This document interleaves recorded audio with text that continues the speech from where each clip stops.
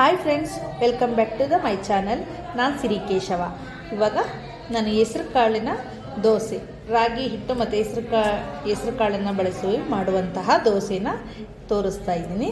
ನೋಡಿ, ಹೆಸರು ಕಾಳು ನೆನೆಸಿಟ್ಟಿರುವಂಥ ಹೆಸರು ಕಾಳು ಮತ್ತು ರಾಗಿ ಹಿಟ್ಟು, ಇದಕ್ಕೆ ಕೊತ್ತಂಬರಿ ಸೊಪ್ಪು, ಹಸಿಮೆಣಸಿನ್ಕಾಯಿ, ಈರುಳ್ಳಿ, ಜೀರಿಗೆ ಮತ್ತು ಕ್ಯಾರೆಟ್ ಇಷ್ಟನ್ನು ಹಾಕಿ ಇವಾಗ ರುಚಿಗೆ ಎಷ್ಟು ಬೇಕಷ್ಟು ಉಪ್ಪು ಹಾಕ್ಕೊಂಡು ಹೆಸರು ಕಾಳು ಮತ್ತು ರಾಗಿ ಹಿಟ್ಟಿಂದ ಮಾಡುವಂತಹ ದೋಸೆನ ನಾನಿವತ್ತು ತೋರಿಸ್ತಾ ಇದ್ದೀನಿ. ಬನ್ನಿ, ರುಚಿಕರವಾಗಿರುವಂತಹ ಮತ್ತು ಹೆಲ್ದಿಯಾಗಿರುವಂತಹ ದೋಸೆನ ಮಾಡಿ ತೋರಿಸ್ತೀನಿ.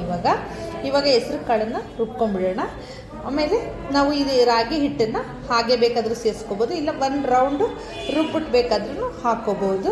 ಇದು ನೈಸ್ಗಿದೆ ಹಿಟ್ಟು, ಆದರೆ ಒಂದು ರೌಂಡ್ ರುಬ್ಬೋದ್ರಿಂದ ಚೆನ್ನಾಗಿ ಬರುತ್ತೆ ದೋಸೆ ಅಂತ. ಇದನ್ನು ಹೆಸರು ಕಾಳನ್ನು ಇವಾಗ ಚೆನ್ನಾಗಿ ನುಣ್ಣಗೆ ರುಬ್ಕೋಬೇಕು. ನೋಡಿ, ಹೆಸರು ಕಾಳನ್ನು ಇವಾಗ ನೈಸ್ಗೆ ರುಬ್ಬಿದ್ದೀನಿ. ನೀವು ಹೆಸರು ಬೇಳೆ ಬೇಕಾದರೂ ಹಾಕ್ಕೋಬೋದು. ಹೆಸರು ಕಾಳು ಸಿಪ್ಪೆ ಸಹಿತ ಹಾಕಿದರೆ ಚೆನ್ನಾಗಿರುತ್ತೆ ಅಂತ, ಅಂದರೆ ಒಳ್ಳೆಯದು. ಸಿಪ್ಪೆ ಇದ್ದಾಗ ತಿಂದರೆ ತುಂಬ ಒಳ್ಳೆಯದು ಅಂತ ಸಿಪ್ಪೆ ಹೆಸರು ಕಾಳನ್ನೇ ಹಾಕಿದ್ದೀನಿ ನಾನು. ಇವಾಗ ಇದನ್ನು ದೋಸೆ ಹಿಟ್ಟಿನ ಹದಕ್ಕೆ ನಾನು ರುಬ್ಕೊಂಡಿದ್ದೀನಿ. ಇದಕ್ಕೆ ಇವಾಗ ರಾಗಿ ಹಿಟ್ಟನ್ನು ಇದಕ್ಕೆ ಸೇರಿಸಿ ಸ್ವಲ್ಪ ಒಂದು ರೌಂಡ್ ರುಬ್ಕೊಂಡ್ರೆ ಸಾಕು. ಸ್ವಲ್ಪ ನೀರು ಹಾಕಿ ರುಬ್ಕೋತೀನಿ. ಇವಾಗ ರಾಗಿ ಹಿಟ್ಟು ಕೂಡ ಸ್ವಲ್ಪ ರುಬ್ಕೊಂಡಿದ್ದೀನಿ. ಇವಾಗ ಅದರೊಳಗಡೆ ಸೇರಿಸ್ಬಿಡೋಣ. ರಾಗಿ ಹಿಟ್ಟನ್ನ ಏನಕ್ಕೆ ರುಬ್ಬಬೇಕು ಅಂತಂದರೆ, ನೀವು ಸ್ವಲ್ಪ ರಾಗಿ ದೋಸೆ ಸರಿಯಾಗಿ ಬರಲ್ಲ ಅಂತ ಅಂದರೆ ಈ ಥರ ಸ್ವಲ್ಪ ರುಬ್ಕೊಂಡ್ರೆ ನೈಸ್ಗೆ ಚೆನ್ನಾಗಿ ಬರುತ್ತೆ ಅಂತ ನಾನು ಸ್ವಲ್ಪ ಒಂದು ರೌಂಡ್ ರುಬ್ಕೊಂಡಿದ್ದೀನಿ. ಇವಾಗ ಏನು ನಾನು ಹೆಸರು ಕಾಳನ್ನು ರುಬ್ಬಿದ್ದೆ ಅದರೊಳಗಡೆ ನಾನು ರಾಗಿ ಹಿಟ್ಟು ರುಬ್ಬಿಟ್ಟು ಹಾಕ್ಕೊಂಡಿದ್ದೀನಿ. ನಾವು ದೋಸೆ ಯಾವ ಥರ ರುಬ್ಕೋತೀವಿ ಆ ಥರ ನೈಸ್ಗೆ ರುಬ್ಬಿದ್ರೆ ಸಾಕು. ಇವಾಗ ನಾನು ಮೊದಲೇ ತೋರಿಸಿದಂಥ ಈರುಳ್ಳಿ, ಹಸಿಮೆಣಸಿನಕಾಯಿ, ಕೊತ್ತಂಬರಿ ಸೊಪ್ಪು, ಜೀರಿಗೆ, ರುಚಿಗೆ ಎಷ್ಟು ಬೇಕು ಅಷ್ಟು ಉಪ್ಪನ್ನು ಇವಾಗ ಇದಕ್ಕೆ ನಾನು ಈ ಹಿಟ್ಟೊಳಗಡೆ ಸೇರಿಸ್ಕೊತಾ ಇದ್ದೀನಿ. ನೋಡಿ, ರುಬ್ಬಿರೋಂಥ ಹಿಟ್ಟಿಗೆ ಹೀಗೆ ಸೇರಿಸ್ಕೊಂಡು ಇವಾಗ ಇದನ್ನು ಮಿಕ್ಸ್ ಮಾಡ್ಕೊಳ್ಳೋಣ. ಇದಕ್ಕೆ ಸ್ವಲ್ಪ ನೀರು ಹಾಕಬೇಕು, ಗಟ್ಟಿಯಾಗಿದೆ.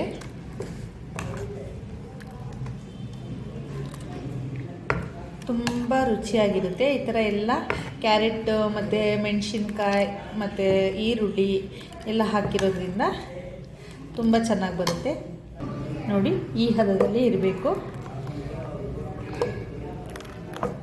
ಈ ಥರ ಮಾಡಿಕೊಂಡು ಇಟ್ಕೋಬೇಕು. ಇದು ಒಂದು 5 ರಿಂದ 10 ನಿಮಿಷ ನೆನೆಯೋದಕ್ಕೆ ಬಿಡಿ.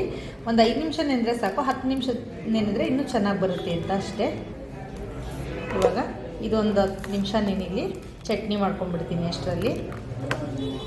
ಇವಾಗ ಹಿಟ್ಟು ನೆನೆದಿದೆ, 10 ನಿಮಿಷ ಆಗಿದೆ. ಇವಾಗ ನನ್ನ ತವಾನ ಕಾಯಲಿಕ್ಕೆ ಇಟ್ಟಿದ್ದೀನಿ. ಚೆನ್ನಾಗಿ ಕಾದಿದೆ ತವ. ಇವಾಗ ಹಾಕ್ತೀನಿ.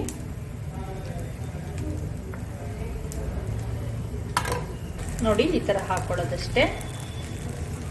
ಮೇಲೆ ಸ್ವಲ್ಪ ಎಣ್ಣೆ ಹಾಕ್ಕೊತೀನಿ. ಇವಾಗ ಎಣ್ಣೆ, ತುಪ್ಪ, ಬೆಣ್ಣೆ ನೀವೇನು ಬೇಕಾದರೂ ಹಾಕ್ಕೋಬೋದು. ನಾನು ಸ್ವಲ್ಪ ಎಣ್ಣೆ ಹಾಕಿದ್ದೀನಿ. ಇವಾಗ ದೋಸೆನ ಎರಡೂ ಕಡೆ ಬೇಯಿಸ್ಕೋಬೇಕು. ಚೆನ್ನಾಗಿ ಎರಡೂ ಕಡೆ ಬೇಯಿಸ್ಕೊಂಡ್ರೆ ತುಂಬ ರುಚಿಯಾಗಿರುವಂತಹ ಹೆಲ್ದಿಯಾಗಿರುವಂತಹ ದೋಸೆ ರೆಡಿ ಆಯಿತು. ನೋಡಿ, ಇವಾಗ ಹೆಸರು ಕಾಳಿನ ರಾಗಿ ದೋಸೆ, ಹೆಸರು ಕಾಳು ಮತ್ತು ರಾಗಿ ದೋಸೆ ಮಾಡಿದ್ದೀನಿ. ತುಂಬ ರುಚಿಕರವಾಗಿ, ತುಂಬ ಹೆಲ್ತ್ಗೂ ಕೂಡ ಒಳ್ಳೆಯದು. ಒಮ್ಮೆ ನಿಮ್ಮ ಮನೇಲಿ ಟ್ರೈ ಮಾಡಿ ನೋಡಿ. ಚಟ್ನಿ ಜೊತೆ ತಿನ್ನಕ್ಕಂತೂ ತುಂಬ ಚೆನ್ನಾಗಿರುತ್ತೆ. ಹಾಗೆ ನಾನು ಒಂದು ವಾಟರ್ ಮೆಲನ್ ಇಟ್ಟು ಜ್ಯೂಸ್ ಮಾಡ್ಕೊಂಡಿದ್ದೀನಿ. ಒಳ್ಳೆ ಹೆಲ್ದಿ ಫುಡ್ ಇದು. ಈ ವಿಡಿಯೋ ನಿಮಗೆ ಇಷ್ಟ ಆಗಿದ್ದರೆ ಲೈಕ್ ಮಾಡಿ, ಶೇರ್ ಮಾಡಿ, ಕಮೆಂಟ್ ಮಾಡಿ. ಹಾಗೆ ಆದಷ್ಟು ನನ್ನ ಚಾನಲ್ನ ಸಬ್ಸ್ಕ್ರೈಬ್ ಮಾಡ್ಕೊಂಡು ನೋಡಿ. ನೀವು ಮನೇಲಿ ಒಂದ್ಸಲ ಇದನ್ನು ಟ್ರೈ ಮಾಡಿ. Thank you.